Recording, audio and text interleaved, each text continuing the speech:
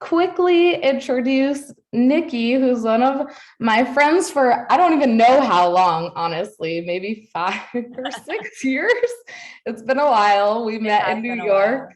Yeah, we met in New York through the travel industry. I've seen Nikki speak at so many conferences, and in the years that I've known her, she's been a travel editor at many different places and then launched her very own travel magazine called Unearth Women. She's going to talk a little bit about that. But we've actually had her on CNN to speak about that before because launching a magazine is a huge feat as well. So this woman takes on big challenges. And I have to say, like, I was so excited that we could bring this book onto our book club because it is fantastic. Who's already read it? Can you drop that in the chat if you have your book and you've already read it? I know a lot of you probably saw this event too late to get the book in the mail already, but this is one of the most beautiful, giftable books that I've ever seen. And I feel like I'm probably gonna buy a ton of copies and send them to all my friends that are scared to travel solo because it is chock full of great advice. So that's what I wanted to say just to start off with. So Nikki, do you want to just give a short little like who you are and what you've sort of accomplished travel-wise and travel industry-wise so people know who they're in the presence of? Well, thank you so much for that like glowing introduction. And hi, everyone. Thank you for choosing to spend your afternoon talking about Wanderess. So I am a travel editor, as Erica mentioned. I'm currently an editor at Photos Travel. I am still founding editor of Unearth Women, which is a women's travel publication and magazine. And I am the author of Wanderess alongside Elise Fitzsimmons, who is also a co-founder of Unearth Women and an author for this book as well. But you know, the thing about Wanderess is that I have to say that it is such a collaborative effort. If you have a copy, if you're looking at it, you'll see that it has so many voices interwoven throughout the text, which is really crucial to making this book what it is. And, you know, at the end of the day, it's an exhaustive, interactive travel guide. It's meant to give you like, you know, advice that you can use to help plan your travels, everything from planning your trip to packing your bag, to feeling safe, to navigating emergencies, to solo traveling, to connecting with women, to supporting women on your journeys, to even adopting a dog. It really is this like exhaustive catch-all of travel information. But what we like to say is that, you know, we really made a point to focus on modern travel tips because for too long it's been very much the same kind of standard travel advice. And so we really wanted to look at like what women are doing today and how are they traveling today and what's working for them and really put that in this book. So that's Wanderess and that's me. And I'm in a hotel room in Hudson, New York. So that's why my surroundings are very like hotel-y. They are very hotel-y. They are. Yeah, that's wonderful. I mean, it definitely, for those of you that have gotten to read it, it is like the most modern tips and the coolest things. Like, I feel like I'm an expert solo traveler. I've solo traveled for years and years and years, and I was like taking notes. I was too, like during the writing process, because again, it was like we were working with all these women that were giving us their sections. And during the writing process, like I was taking notes. I was like, oh my God, like there's like, we'll get into it, but there's like sections of the book where I'm like, wow, I didn't know that. And now I know that. So it's like, there's, even if you are like the most confident seasoned traveler, you're going to find things in these pages that you're like, I didn't know that I could do that, or there's an app for that, or there's a tip for this. Or a community or a website. Like it was exhaustive. So congrats on that. Thank you. Exhaustive is certainly like the word for the book. I mean, not to read. To read, it was rather enlivening, but it's a lot, and it's a lot in a good way. It's meant to be like, I say it in the author's letter up front, like in a perfect world, I want this book to like be full of sand from like your journeys on the beach or like pressed flowers in the pages. Like it's meant to travel with you. It's meant to get down and dirty. It's meant to be your travel friend. And it's something that you just reference on the go and when you need it. And if you're, God forbid, in an emergency, you find tips in here to help you through it. So it's really meant to be a travel companion. And that's, why it's paperback. That's why it's this size. And yeah, it's very like everything about the book was very intentional. It looks it. I'm sorry. I'm like a huge fan of the book. So for everyone listening, like if you're for some reason not a huge fan, like maybe this is going to be an annoying perspective because I'm just like, I honestly want to get copies for all my friends that keep asking me like, but how do I really travel solo? And is it really safe? And like, the section, well, okay, I'll just go in order of the questions that I have, but there was actually, so I'll say this, one of the things, I went to Morocco one year and it was a women's group that I went with. And one of the major topics was like periods and how we're going to spend 3 days in the desert and like 4 people were going to be on their periods and they were freaking out about what to do. And the fact that that's covered and that you really give advice on what to do is just incredible. Okay, so I would love to just ask you, Nikki, tell us a little bit about the process of turning Wanderess into a reality. Like, where did you begin? How did it happen? Yeah, so it's sort of it happened in an unusual way. And the reason I say unusual is it's very rare, as at least I'm told. We were approached by an editor at Penguin, me and Elise at Unearth Women. And, I've been working as a writer for years, as an editor for years. So I always knew I wanted to do a book at some point.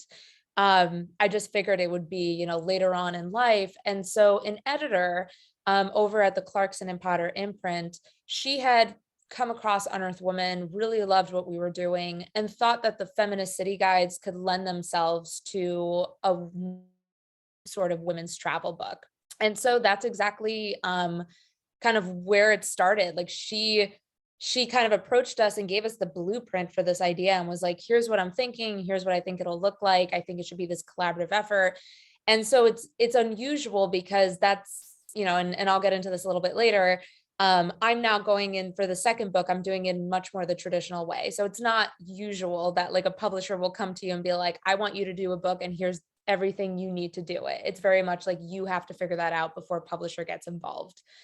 And so, so Penguin sort of came to us with the idea, and then we sat there and, as I mentioned, right off the bat, we knew it had to be collaborative. The thing about Wanderess that I hope comes across is that it's very nuanced, which is to say that beyond the nuanced tips, it's supposed to be for nuanced travelers. It's supposed to not only just address women as a monolith, it's supposed to address women who are mothers, women who are pregnant, women who are menopausal, women who are BIPOC, women who are LGBTQ. Like it's supposed to address a bunch of like fragments of women travelers.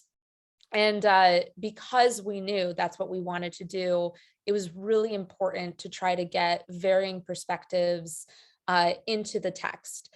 And I think that, never in a million years did I think that this book could be authored just by me. Like I am one person, one perspective, one experience. I cannot speak for other people's perspectives. I don't have children, I'm not part of the LGBTQ plus community. So these are things that like, it was very important for us to get people that could confidently speak to these modes of travel and the real, challenges and tips and obstacles for these nuanced travelers. And so that really was kind of where it started. It was like we had this idea, then it was a matter of sort of identifying the women that can kind of bring it to life with their like wealth of advice and expertise. And I think we found those women. I would say so. There's a lot of perspectives in there. That's beautiful. And are you willing to share with us what your next book is? Yeah, so it's like it's a little under wraps, but I'm gonna go and share it anyways because why not? So the next book is just me. It's a travel memoir which is just kind of spans the past like 15 years of my life.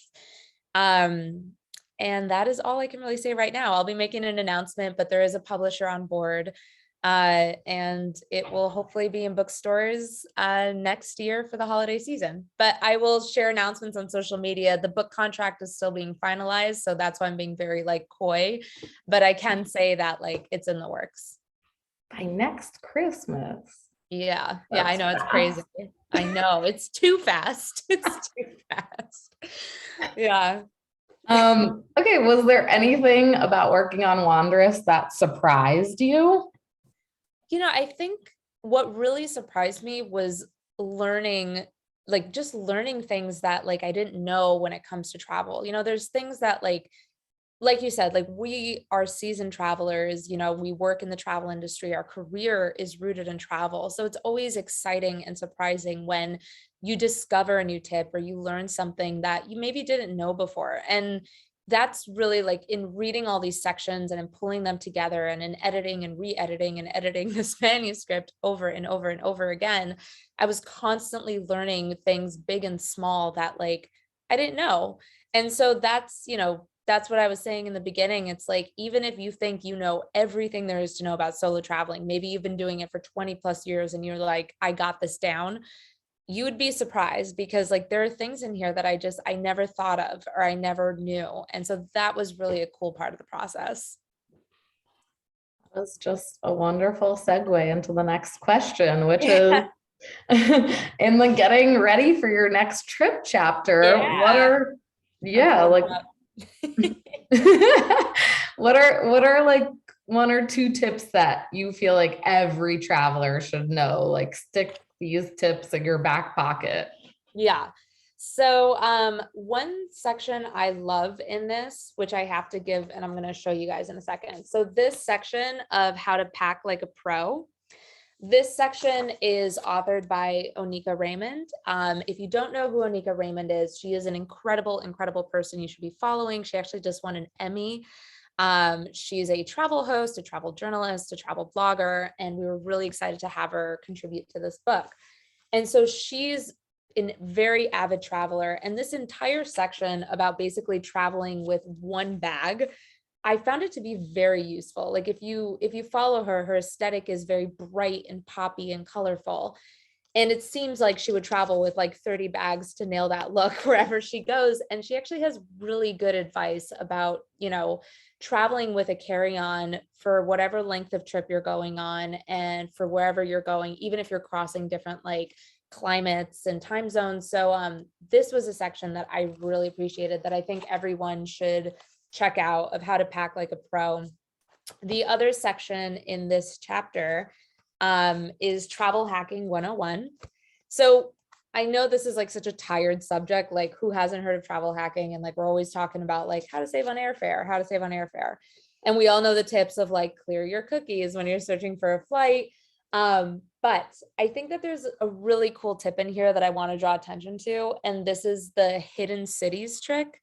So I used this recently. So there's websites like Skiplagged, for example, that allow you to book a flight, a connecting flight. So let's say I did this recently with a trip to LA, where we found a flight that went from New York to basically Anchorage, but it had a layover in Los Angeles. And so we just got off in Los Angeles and that was our final destination. But because it was a connecting flight, it was actually a cheaper flight than it would have been to book direct from New York to LAX.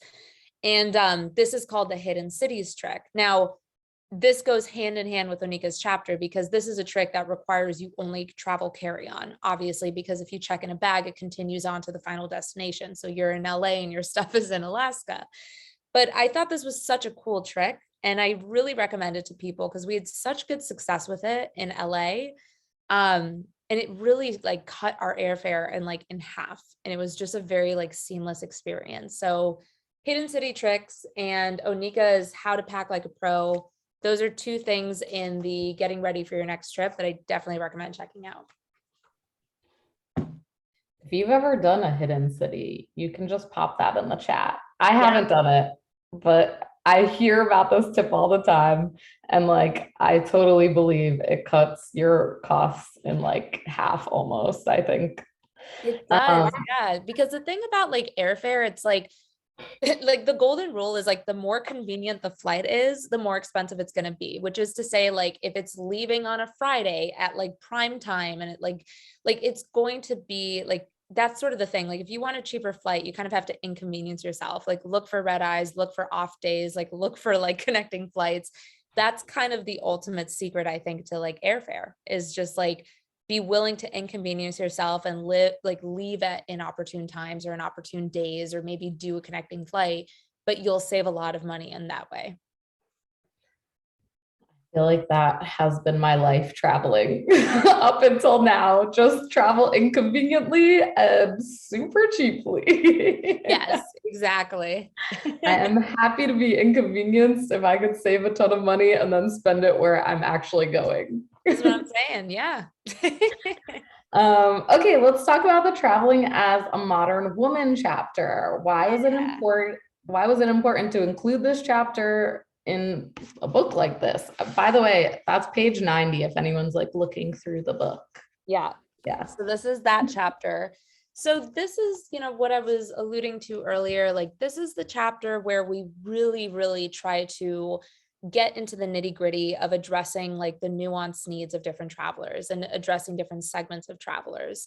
Because I think one of the problems with travel, kind of existing travel guides and content is that it has a very one size fits all approach, and that's not the case. Like, again, it goes back to sort of these like segments of travelers and what their needs are. It's like the needs of someone traveling as a mother, with menopause, like all of these things, like they're very nuanced. And so this sort of blanketed, like what works for her, works for you, works for him. It's like it is not really doing a service to travelers because it's not getting into the actual nitty gritty details of what they need. And so this chapter is our attempt to sort of right the ship and do that, to address the nuanced needs. And I want to say that like this is scratching the surface. Like by no means do I think that this chapter is like the be all end all. Like, there's only so much ground you can cover within one chapter within a book that's like a set amount of pages. But this is our attempt to really try to address these needs of these different segments of travelers. And that's why I think it's, traveling as a modern woman is that at the end of the day, I think it's very modern to like take the concept of travel and really break it down into segments and recognize that travel is not a one size fits all experience. And that's really what that chapter aims to fix.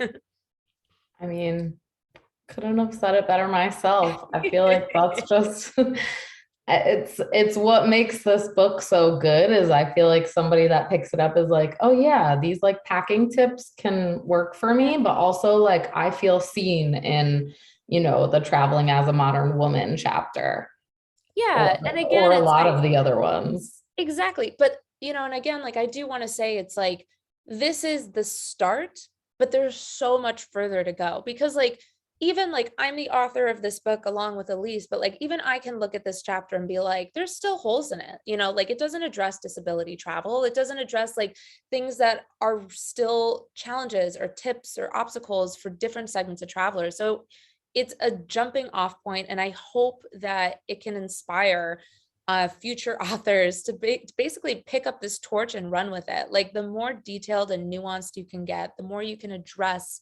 the needs of travelers in a specific way, the more you're actually doing a service.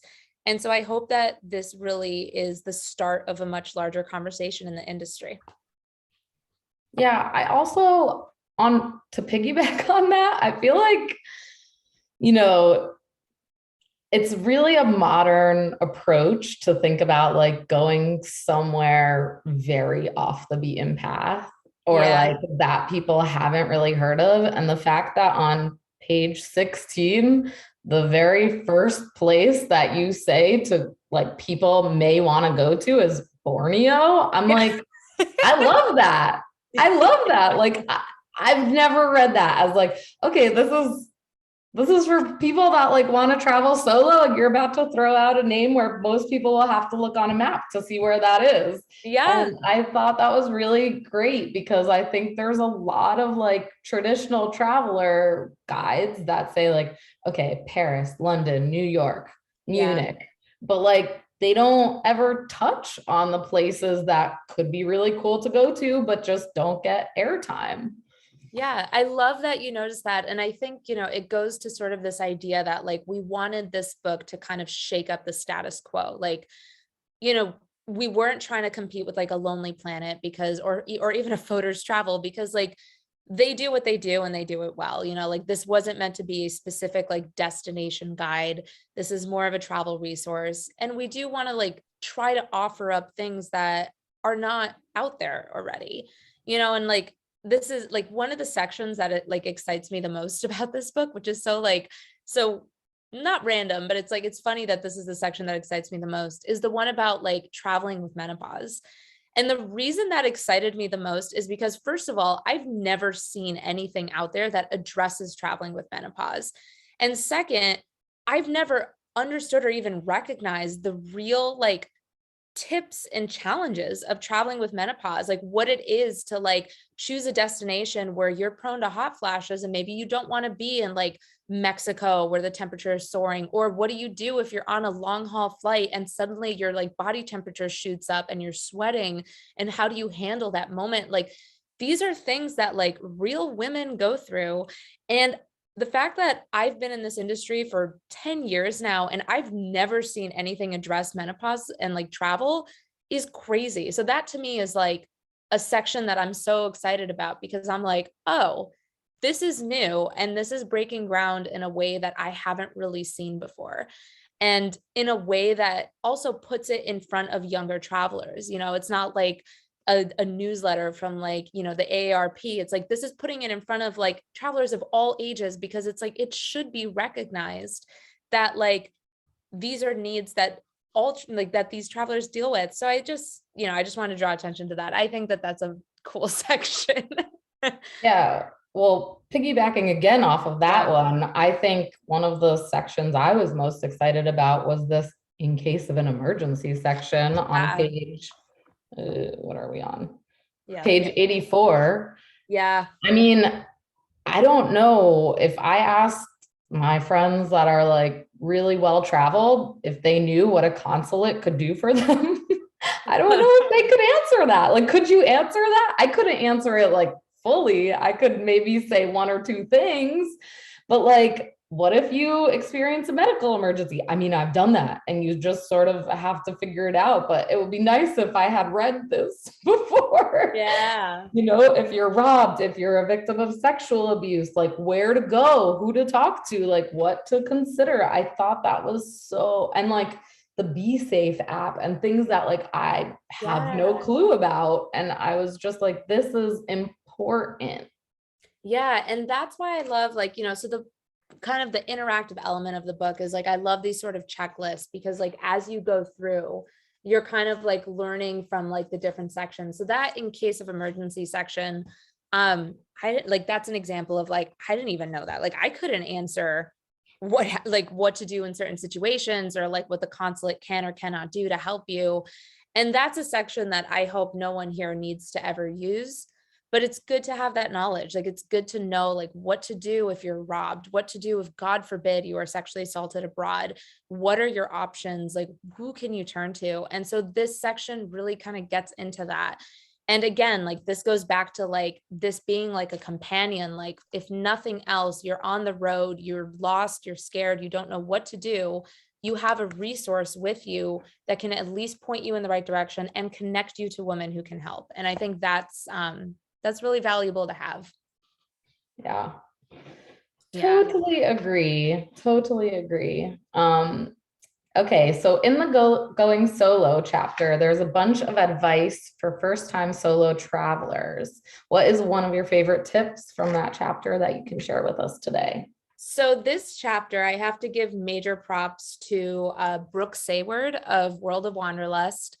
If you haven't heard of Brooke, she is, how do I even begin to describe Brooke? She is an incredible woman, and I think in so many ways she's inspired my own career. Like Brooke Sayward is like the original travel blogger, you know, like before people were out there travel blogging, before they even like were making it into careers and doing master classes, like she was one of the first people to really do this and kind of like put this concept of like travel blogging as a career on the map.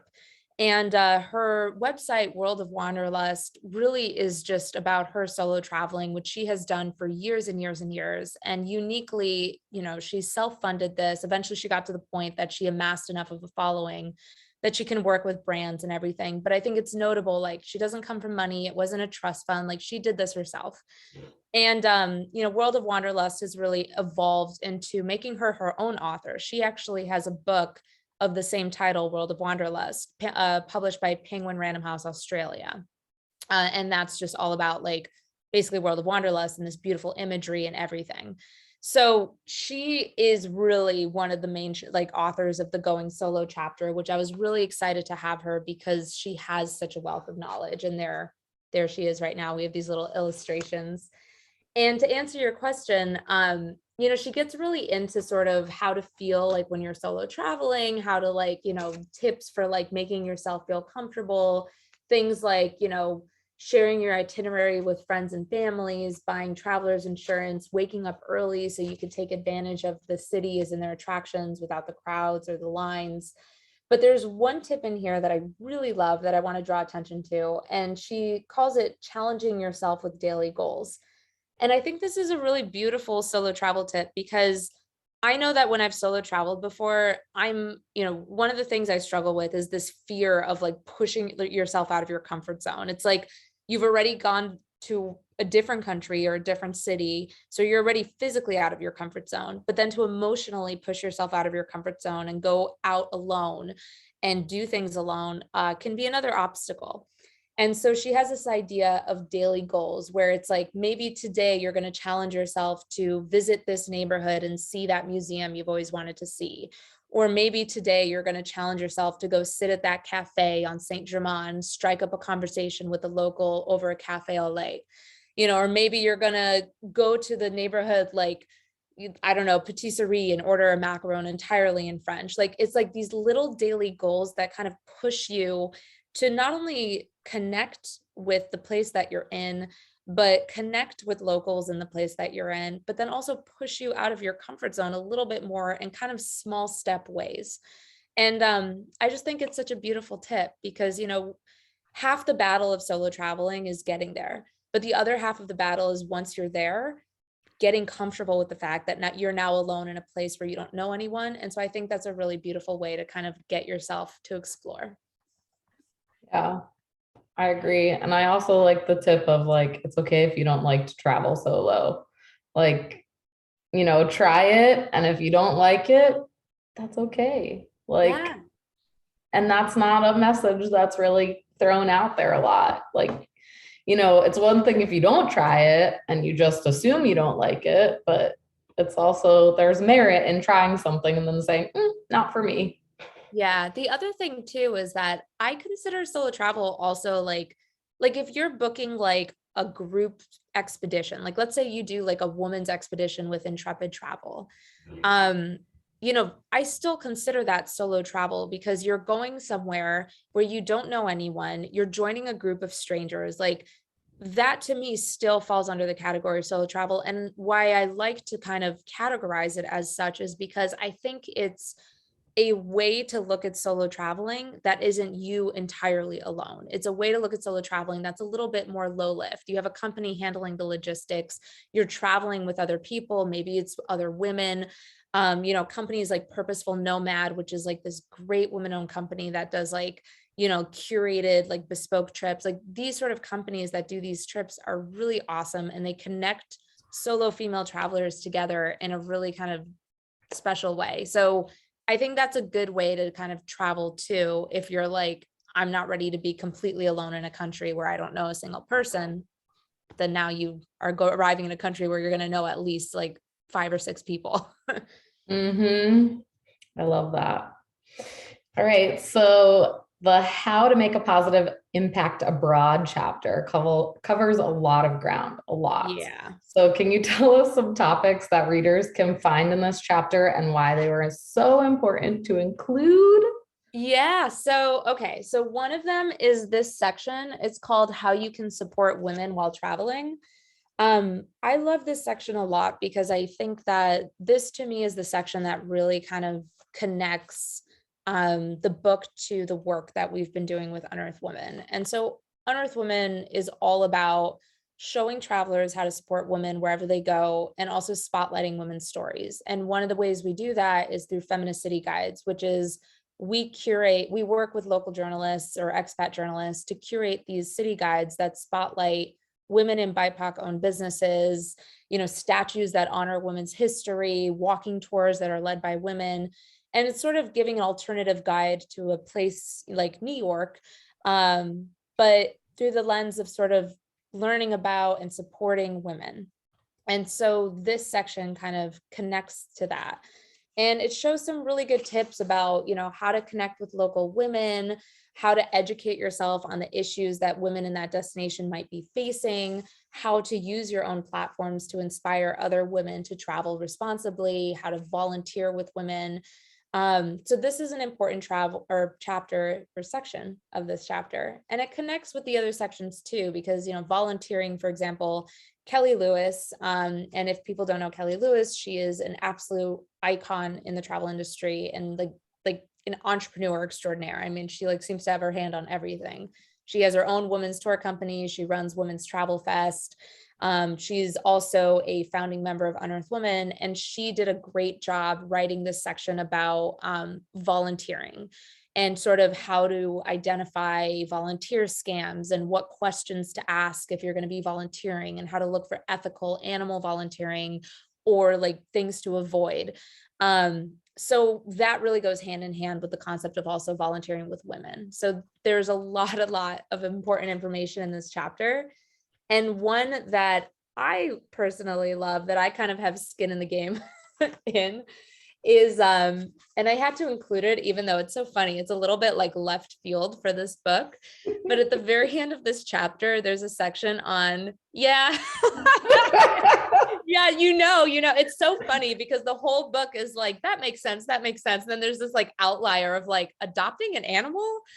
I had to do it, you guys. I am a very big animal lover. I volunteer with animals wherever I go. I'm always at sanctuaries. I'm always walking dogs at shelters. And so I, with my boyfriend, adopted our dog Chico while traveling in Belize. And it was a pretty impromptu decision. Well, we had been talking about getting a dog for 5 years, but the decision to get Chico in Belize was not planned. And I took everything I learned from that experience and put it into this section because I had to learn what it is to navigate adopting an animal abroad and dealing with airlines and dealing with the regulations of bringing in an animal into the United States and all the vaccine and health and everything, all those considerations. And so everything I learned from adopting Chico, I poured into this section. So that's why it's a little random, but it's my book, so why not? So I threw it in there. True. When you start your own account or book or whatever, Yeah. you just include whatever you want. I know my publisher was like, this is a little left field. I'm like, I know, but we're talking about volunteering with animals. Let's just take it one step further. But honestly, that's what makes this guide so cool is that it really does touch on so many topics that you don't see elsewhere. And honestly, I've said it's exhaustive, but it's not, right? There's a trillion different apps out there. There's so many different communities. There's so many. So it's just really dipping your toes into what's possible. And then you can go do your own research. And I don't know how many people know you can adopt animals abroad. Did you know that?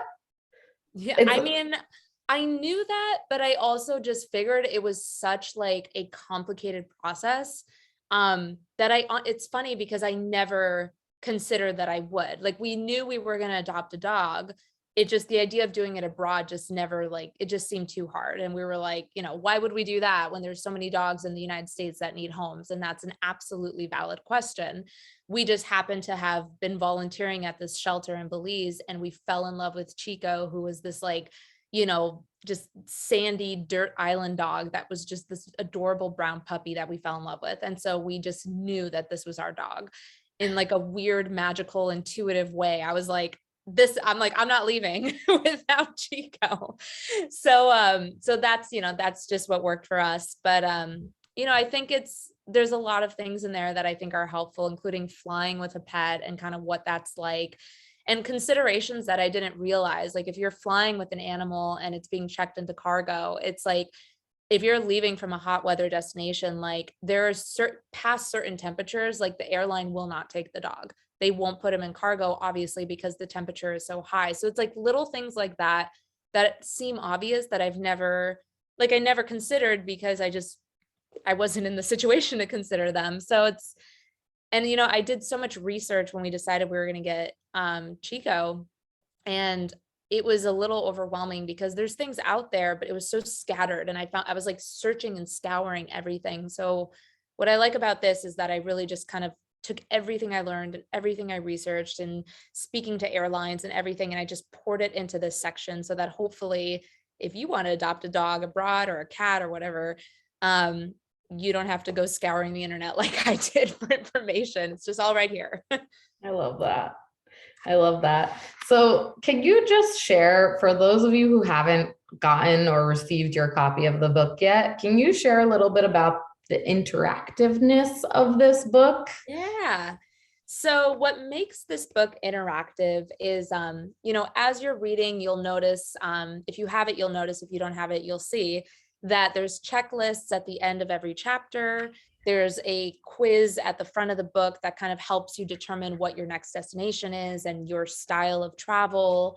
And then in the very back of the book too, and here, I'll bring this up. So there's this great section, again, inspired by Unearth Women, called Building Your Own Feminist City Guide. And this section in the back is really for you to kind of take what you learned and apply it to your trip. So there's room to fill out, like, you know, where you want to eat, where you want to stay, female-led tours that you can book on your trip. There's this great kind of like day by day, morning, afternoon, evening itinerary that you can fill out. And what I love is, so this is like one of my favorite parts of the book. It's called the Feminist Travel Treasure Hunt. And it's literally a treasure hunt where it's like, there's different things here that you can choose, and they're kind of like challenges. So like, for example, like buy an item at a woman-owned store and leave a positive review. Like you could circle that, check it off. Like introduce yourself to another solo female traveler, check it off. Like visit a women's cooperative and learn about the work that they do, check it off. So it's like ways that you can like connect with, support, and inspire other women on your journey. And there's are like all these kind of fun and low lift. That's like the thing. It's like, I think sometimes travelers feel like they're on vacation. They're like, I don't want to take time out of my vacation. I work hard. I need a break from the kids. I don't want to take time to volunteer. I don't want to take time to do that. And it's like, that's fine. That's your prerogative. This is your time. But the point of this is that these are low lift ways. Like this is like, you're going out to dinner anyways, why not go to a woman-owned restaurant and just support it versus like, you know, eating at the hotel buffet or whatever it is that you were going to do. So these are just like ways that are meant to seamlessly fit into your travel, but can make an impact on the local community and especially the women in that local community. Yeah, I love that. I just want to say, like, a lot of people ask me, like, I just found this wonderful world of travel. Like, can you tell me how to travel? I get this question a lot, right? They're like, oh, you're the person that travels. Can you teach me how? And, you know, I used to send them to like one of these long blog posts that, you know, included a lot of things, but like now I'm just going to send them this book and be like, okay, read this book and ask me questions. I'll answer after you've read the basics. I love that. Yes, that's awesome. Yeah. I mean, at the end of the day, I think travel is just, it's such a customizable experience. There's really like it's what works for you. It's what works within your comfort zone. It's what meets your needs. It's like, this book is just, it's like everything in the travel media space. It's meant to just help you see the Mhm. world comfortably, confidently, and just give you the information you need to sort of move through the world with ease. Mhm. Yeah. Can you tell us where we can find it if we haven't gotten it, or if we need to order copies for our friends? Yes. So this is on sale pretty much everywhere. You can find it on Amazon. You can find it, I think, in Walmart and Target. It's in independent bookstores. It's in Barnes and Noble. Yeah, you can basically find it everywhere. And what I could do here, I will drop a link. Penguin has this very easy kind of landing page for it that pulls in some of the retailers. So you can like get it from there, and they are like, there's some independent booksellers there too. But yeah, definitely check your local bookstores too. It's fun to see where it's popping up. I have to say, like, I'm like, the other day, like someone sent me a photo of it in France, and I was like, it's in France. So like, I'm like, how? I didn't even know. I'm like, okay. Yeah. And in airports, apparently I saw it in LAX, and I saw it in Chicago and New York, and I was really excited to see it in airports. How fun. Um, for the last question I have, I know we sort of went through a lot of time, and I do want to leave a few questions for the community, but we do have a lot of aspiring authors in this community. So do you have any words of advice for getting their book created, published, written? Yes. So like I said, Wanderess was a little bit of like an anomaly in the way things work. It's not the norm to be approached by a publisher. The second book that I'm doing was way more traditional. And so the first thing really is a book proposal. If somebody wants to message me or email me, I'm happy to really get into the details of what that involves. But essentially, it is like a multi-page document. Mine took me 6 months to finalize.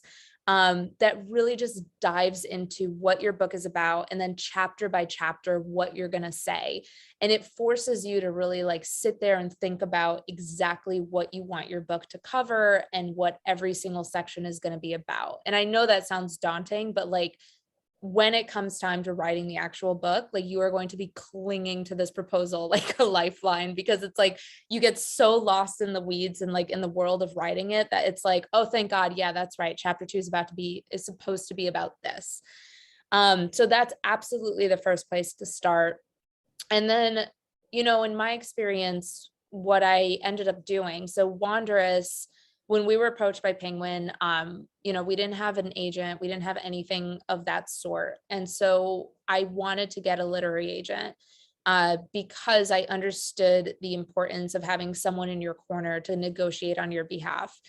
And it took me a little while to find the right person.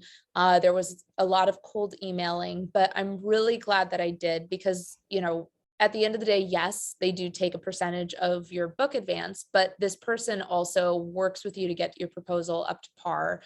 They do a lot of work up front that really is just without guarantee of payment, which is to say that my literary agent worked with me for basically a year, and not knowing if this book would ever be sold or if anybody would get it. And she helped me get my proposal into shape. And then when it was in shape, she was the one taking it out to these publishing houses and basically selling it on my behalf and negotiating on my behalf, so that now we're in the phase of finalizing the book contract. And it's I'm just so thankful for her, because she's like asking things and fighting for things that like I didn't even like consider, like things like when it comes to like the ebook, or like things like the voice. It's like it never occurred to me that like I wouldn't be able to be the voice of my own audiobook. But that's a line item that you have to fight for in your contract. Or like things like creative control, or like being able to choose the title, or being able to like have that percentage of royalties. Like, people focus so much on the book advance that they don't realize there's all these little nitty-gritty details in the book contract that can really change the process for you. And I am so thankful for Wanderess and our experience with Penguin Random House, but only now in working with this literary agent do I realize that like, when we didn't negotiate at all, we didn't fight for ourselves at all. We were just like, thank you so much, and like signed it. So all of that is to say, if you have questions about writing a book proposal, I am here. I can offer you a template. I'm here to answer any questions. And I think that that's the first place to start. Put your idea into a book proposal form, approach literary agents, and then from there, your literary agent can go and approach publishing houses on your behalf. But the other option too is to self-publish, which does also work for a lot of people too. So it really kind of depends on what you want. Yeah, I love that. And And also I could go on and on about the world of book publishing. I can tell. And I'm sort of shocked that you're offering such a generous if people want templates for their book proposal, that's pretty awesome. You gotta pay it forward. Like, I used to work with this editor at one of my old jobs, and he went on to work with book publishing. And that's what he did for me. Like, he sent me just like an empty template and was like, here's a book proposal, like, get to work.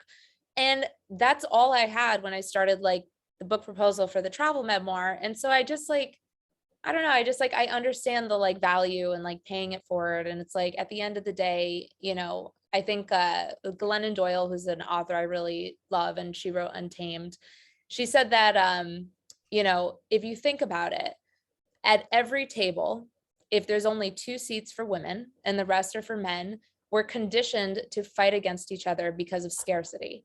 But at the end of the day, we are all on the same page here. It's like the rising tide, like when the tide rises, we all lift up. So it's like, I just see the value in championing other women, and especially women authors, because it's just like, the more we get out there, the better.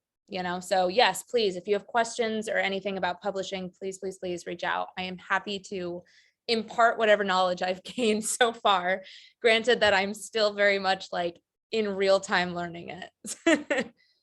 Yeah. I mean, I almost sort of want to end it on that, because that's just such a powerful, that's such a powerful thing that I want everyone to sort of be like sticking your head, just like we all can rise together and we can all help each other. I have dropped multiple times in the chat how you can connect with Nikki. She will respond to DMs, so feel free to find her on Instagram, and also she has her email that she's given out. So feel free to ask her some questions. There were some questions that came through, but they were rather specific to people. So I think that if you just shoot her an email or a message on Instagram, she can help you out. I think one of the major themes of the chat, though, as I was looking through it, was just like how many people are actually like traveling with disabilities or with like differences. And I think that that was a beautiful part of the chat. And I really commend you guys for sharing, because it's life, and you guys, everyone needs to be seen in how they are. And so I really love that you started to be able to open that up. And I hope that other travel guides and other travel books like follow suit. I want to add to that real quick. So, like I said, I'm an editor over at Photos, and like we did Women's History Month also happens to be Disability Awareness Month. And a lot of people don't realize that, because it gets eclipsed by Women's History Month, which should not be the case. So there's a lot of things that we sort of published with Photos that kind of are written by travelers with disabilities that address traveling with disabilities. There's also, there's guides on Unearth Women about traveling with disabilities. So, for people that feel underrepresented and feel unseen in those capacities, I'm happy to send you the stuff between Unearth Women and Photos that kind of speaks to that. And also, I just dropped in the chat, I dropped my Photos email too, because again, like if you see a gap in the industry, let's fill it. You could be the person to fill it. Like if you're a traveler with disabilities and you're like, I'm not feeling represented and I'm not seeing what I need to see, then and if you like writing, you could be the person to write that. You could be the person to fill that space. So I am happy to consider pitches. I'm happy to share it with my team at Photos, or also on Unearth Women. So it really, you don't have to live with the frustration of feeling unseen. Like we can try to fix that. That's beautiful. Honestly, like this is, I want to say our 14th book club, but I mean, I think it's around our 250th event. And, just this moment here and really offering what you're offering is why I love putting these events together, because Nikki is over here in the Hudson Valley of New York. You guys are all over the world. Yeah. And here she is connecting. I mean, I don't want to I don't want this to seem crazy, but like Nikki is a big deal. Oh my Nikki is a gosh. really big deal. She's like a travel editor. I'm gonna like She's slink off. I'm so like, thank She's you. an author. She's created her own magazine. Like, yeah, she looks very normal and like us, but she's like New York big shot travel editor, hand in everything. I've seen her on so many stages. So like for her to be telling you like here are 2 different email addresses and 2 different Instagram accounts, like please, Yeah. please tell me like what you want heard in the travel industry is like a big deal. Thank you. So I It's really true, though. appreciate that. Thank you so much for saying that. And the thing is, it's true. And I can't say this enough. Like I started out working, when I graduated from school and I studied journalism in school, I couldn't get a job to save my life because like it was sort of like in tandem with like the rise of like Tabby Gevinson and bloggers. And it was like suddenly like a journalism degree was like completely unnecessary, it felt like. And so I literally like I started out working in advertising, which I was miserable in, and I always wanted to get to travel writing. And it was because of people who took time out of their day to like answer my questions or grab a coffee or like address an email. Like those things make a difference. Like it takes 5 minutes out of your day to answer someone's email. And like even now, like it's funny because you say that and it's so sweet what you say, but like even now in my career, like there's still things that I want that I'm like knocking on the glass ceiling for. And like even now I'll reach out to people and like I won't hear back. And it's like, really? Like you're that busy that you can't like answer another woman's like questions about something who's coming to you with like palms up being like, I admire you so much. Like, can you help me on my journey? So I think I really think that it's the least that any of us can do, which is to just sort of support each other and recognize and remember what it was like to be at the start of your career, knocking on seemingly closed doors left and right and hoping that someone would take the time to answer. So I definitely feel for that. Yeah. And I'll just take it one step further. I actually want to shout out Victoria, who's on the call here today. I know I'm going to make her blush, but Victoria is 21 years old and she just did her first solo trip last week to Merida, Mexico. And I mean, she's already got your guide. We already talked about it, and that's why she's here today. And honestly, like the other women in this call or the other people in this call, like realize that there are people out there that are just starting out. So you don't have to be the travel editor to like help someone. If you've gone to one place and someone has gone to 0, you can offer advice.